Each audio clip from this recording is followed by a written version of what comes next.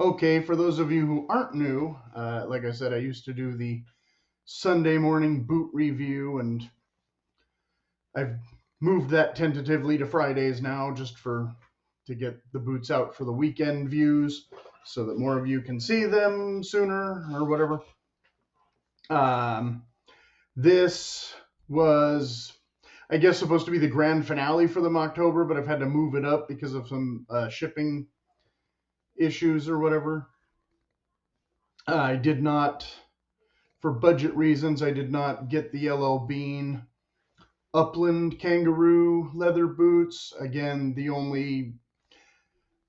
I wouldn't be able to do much head to head with those except against the Grant Stone boots. So if you're on the market for those, you can either afford the Grant Stone boots or you can't, in which case the Bean ones will probably suit you and they'll be the ones you get anyway.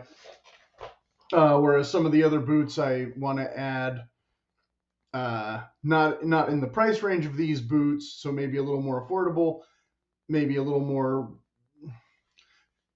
what people are buying, but not the kind of videos that you all want to see, which apparently is really expensive boots. I don't know. Um, these are not necessarily the most expensive boots, but they're up there. They're in the $400 range.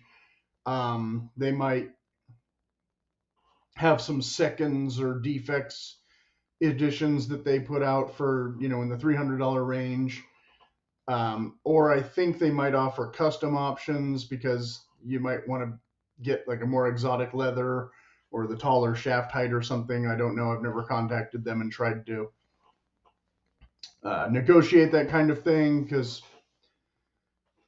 more than I'm really looking to spend and whatnot. The the title card here, I'm not going to read the whole thing. It came with this. It says, thank you. This is where it all begins. Each scrape and scruff is part of the journey. I'm sure I've read this before. These boots were made for walking and working and hiking and wandering. Again, most of us aren't going to use them probably too much for working, at least not until they're a bit broken in. Above all else, these boots were made for you. Okay, but these were not custom boots. They're just, like I said, a little bit more expensive than $100 or $200 work boot. It talks about, basic care for the boot on the back. Scan this code to view our complete leather care page, yada, yada, yada.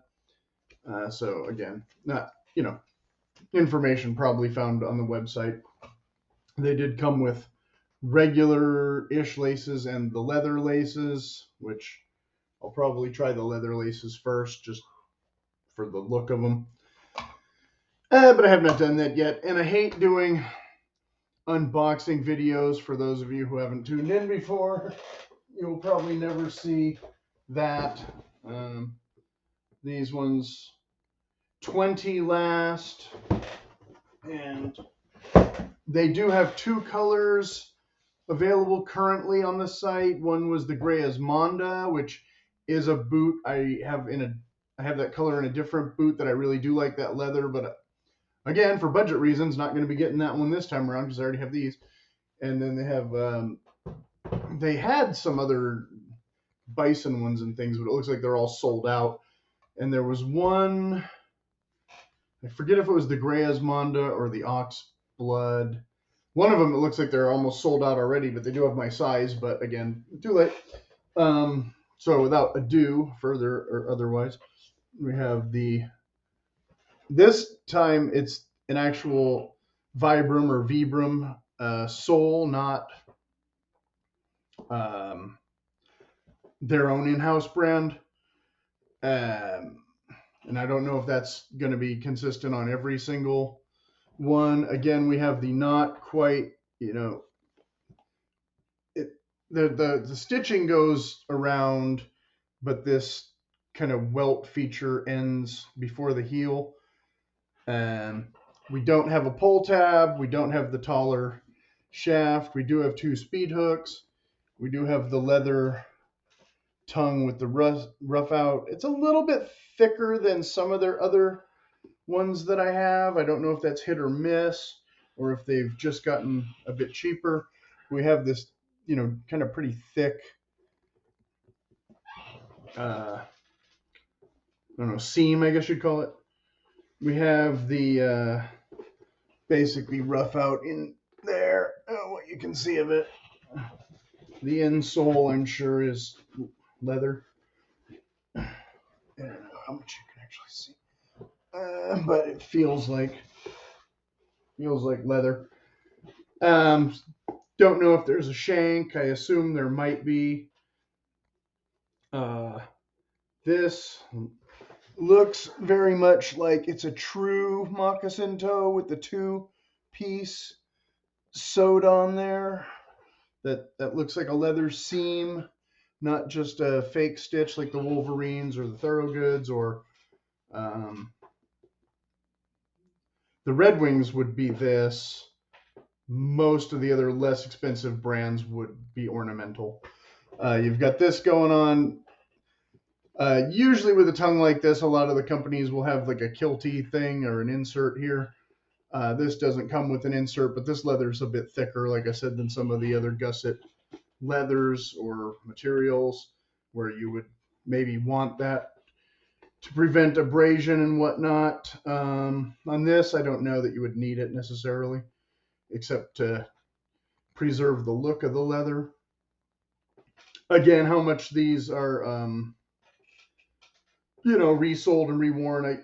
You got a seam here, so I imagine you could replace this if you actually, absolutely had to, or you could probably find some of those inserts. But you can see this does have a gusset.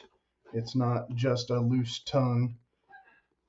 So that is an actual feature that you might like. And double stitching most of the way around the heel. I guess some boots will have triple stitching. Some boots will have some kind of reinforcement here, but this leather's pretty thick, so you shouldn't need that. It's not tumbled like the Thoroughgoods. This is not even a boot that you necessarily compare to the Thoroughgoods.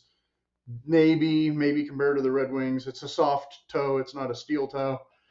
But it is technically a work boot, so there you go.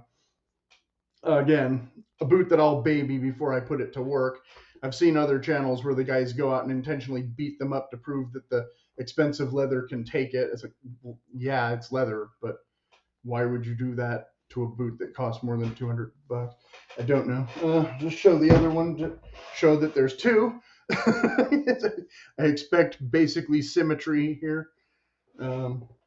It's not the widest toe, but it's not totally squared off, almost like the Wolverines. Wait, I have them correct again.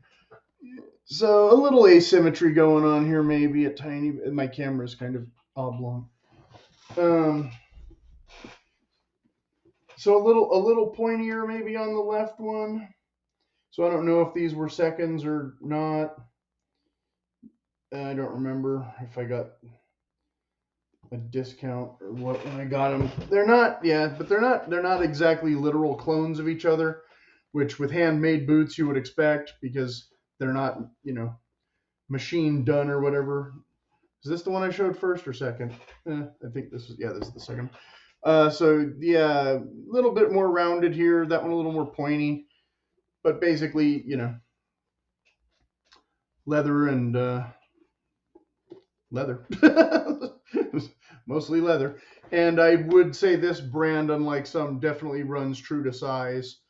I haven't had any issue with them being order half a size up or order half a size down or go to Red Wing and try them on and hope that they have something that might be your size. It's, I ordered them pretty much sight unseen, without being able to try them on, and was pretty much surprised that, one company that fits without having to do 5 exchanges or whatever. So hooray for that. So yeah, I guess that's unfortunately that's the top price boot for this month. So hopefully you'll all still want to tune in and see the other boots that I do. Thanks for watching.